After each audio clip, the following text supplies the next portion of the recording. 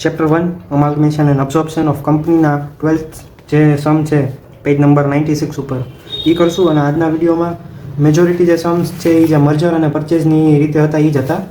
સો મેં પહેલો સમ જે આની પહેલાં કરાવી લીધો હતો, જે આ તો 11th સમ, એ માસ્ટર સમ હતો એના માટે, પરચેઝ અને મર્જર માટે.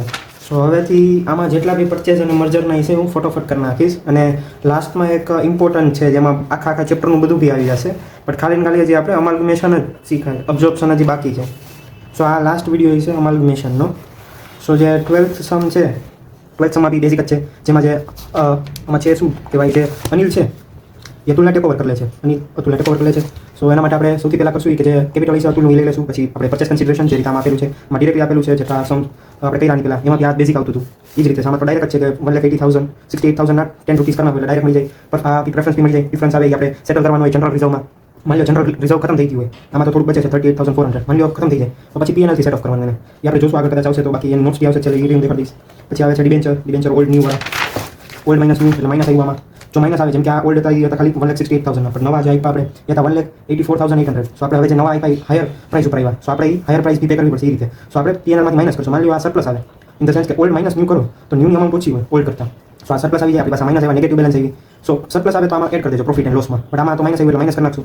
પછી આ બી આગળ મેં કહી દીધું હતું, આસેટ છે, લાઇબિલિટીઝ છે, આ લિક્વિડેટર્સ છે, જે આપણે સૌથી પહેલાં પરચેસ કન્સિડરેશનમાં કરી. જેમ કે આ ડિબેન્ચર ઉપર આપણે લોસ કર્યો, જે પહેલાં કરતાં વધારે પ્રાઇસ આપણે પે કરી નવા ઉપર, એટલે આ બી આપણે આગળ ગોતી લીધું હતું same to same reserves and સરપ્લસમાં. એ બી આપણે આગળ જોયેલું હતું, કઈ વસ્તુ લેવાની. આના પહેલાંના વિડીયો તમે જોશો એટલે તમને ખબર પડી જશે. અને ઇન કેસ જો તમે લાસ્ટ મોમેન્ટ ઉપર જોતા હોય આમાંથી કોઈ બી, તો મેં ગ્રીન કલરનું થંબનેલ આપેલું જ, જેની કારણે તમે ગ્રીન ખાલી તમે જોઈ લેશો તો બી તમને વધારે ખબર પડી જશે. જે ગ્રીન છે ઇમ્પોર્ટન્ટ ટોપિક હશે, કાં તો માસ્ટર સમ છે, જેમાં મેજોરિટી ડિટેલ્સ હોય, વધારે પડતી એડિશનલ ઇન્ફોર્મેશન હોય, બધી રીત આવી જતી હોય, બધી એન્ટ્રી આવી જતી હોય, એના માટે હોય. પછી આ બેલેન્સ શીટ છે. બેલેન્સ શીટમાં બી સેમ આગળ કરેલું 1 2 આપણે ગોતેલું હતું, ડિરેક્ટલી 3 બી ગોતી લીધું હતું. ડિબેન્ચર્સ અનિલ અતુલના બેન આવી ગયા એટલે આ પ્લસ પાછું વન સેકન્ડ આ મર્જરની રીત કમ્પ્લીટ થઈ ગયા. અને પરચેસની રીત બી સિમ્પલ છે. આની પહેલાં આપણે ગોતા ટોટલ અસેટ માઇનસ ટોટલ લાઇબિલિટી એટલે નેટ અસેટ. આમાં આપણને કેપિટલ રિઝર્વ મળ્યું, કેમ કે આપણી પાસે પીસી ઓલરેડી ફાઇન કરી લીધું તો અહીંયા ફાઇન કરવું ન પડે. સેમ ઓલા જેવી બધી આવશે એન્ટ્રી. ખાલી બે વસ્તુ નહીં આવે જે આપણે આની પહેલાં લીધી હતી. આની પહેલાં સમય કીધું તો આ વખતે પાછું કહી દઉં કે જે એક્સપોર્ટ પ્રોફિટ રિઝર્વ અને ઇન્વેસ્ટમેન્ટ અલાઉન્સ રિઝર્વ એ આમાં ન આવે, કારણ કે આપણે એને અલગમાં ટ્રીટ કરશું. જે આવશે આ બી સિમ્પલ આની પહેલાં આવી ગઈ છે, એક્ઝેક્ટ ડીટો ટુ ડીટો.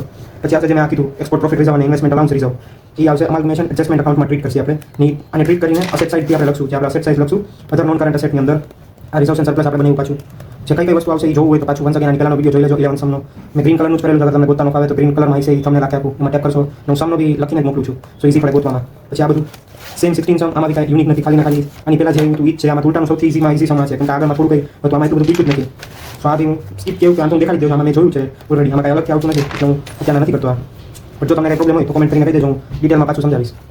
આ 29 નંબરનો સમ સેમ ટુ સેમ, આમાં બી બીજું કાંઈ અલગથી નથી, ખાલી ને ખાલી એક નાનો પોઈન્ટ છે જે આગળ આવેલો છે, તમારે એવું કહેવાની નથી જરૂર. એ આ છે જે એમાં બીજું કાંઈ થતું નથી, બટ લખ્યું છે debenture holder of B limited will be given 15% new debenture of A, so the company can receive the same interest as per last year. એટલે બીજું કાંઈ નથી, આપણે 3 રાશિ મૂકતા 15 એ 6,000 તો 100 એ કેટલા, એ રીતે જ આમાં ગોતવાનું છે. ઓલ્ડ માઇનસ ન્યૂ એટલે માઇનસમાં આમાં બી આવે છે કે 10,000. એ જ રીતે આગળનું કરતા જશું આપણે. અને આની અગર પીડીએફ જોતી હોય તો હું લાસ્ટમાં જ્યારે બનશે ત્યારે હું આમાં અપલોડ કરીશ ગૂગલ ડ્રાઈવમાં, લિંકમાં. હું લાસ્ટ જે ચેપ્ટર આવશે કે લાસ્ટ વિડીયો એમાં બધું હું આપી દઈશ. સો ઇન કેસ કોઈને જોવું હોય કે ભાઈ અત્યારમાં પ્રોપર ક્યાંક દેખાણું ન હોય, કોઈક કંઈક સમજાણું હોય તો એમાં આવી જશે. બટ લાસ્ટમાં આવશે એટલે અત્યારના ઇન કેસ વિચારતા હો તો ખાલી ને ખાલી તમે જોઈ શકશો અને ગણી લેશો તો બી ચાલશે.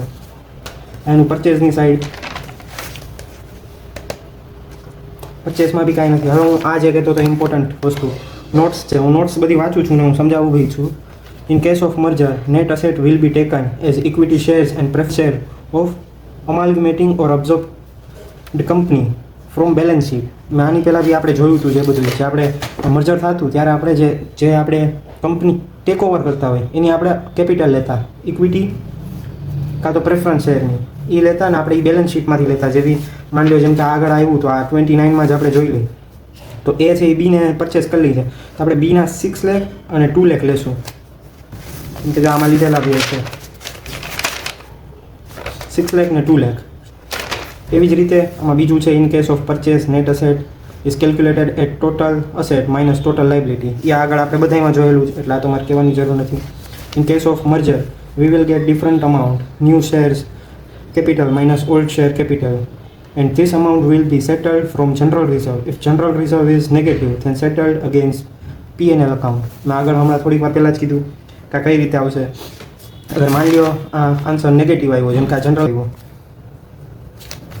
તો આપણે આને પીએનએલમાં બી સેટઅપ કરવું પડે, સેટ ઓફ. જો એમાં થઈ જાય તો એ રીતે, બાકી પાછું નેગેટિવ બેલેન્સ રહેશે એ રીતે. પછી આવશે in case of purchase we will find goodwill or capital reserve, જે આપણે ગણિત છીએ, net asset minus purchase consideration, એને માઇનસ પીએ કાં પીએ માઇનસ એને, જે રીતે આપણને કરવાનું હોય એ રીતે ગુડવિલ કાં તો કેપિટલ રિઝર્વ આપણે ફાઇન્ડ કરીએ. In case of merger general reserve and PNL account of amalgamating company will be return in new balance sheet. આ બી આપણે કર્યા જ છે, આગળ જોયું હતું કે જનરલ રિઝર્વ અને પીએનએલ અકાઉન્ટ આપણે નવા જે બેલેન્સ શીટ બની આપણે એમાં લખી છે. In case of purchase reserves and surplus of absorb company will not be consider.